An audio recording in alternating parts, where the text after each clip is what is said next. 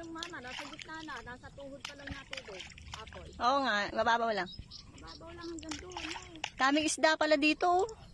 Tingnan mo, ang dami oh. Maliliit. Hindi, ibig sabihin, ang daming isda dyan sa dagat. Sa ocean. Aluto na wala ako isa dali. Wait lang.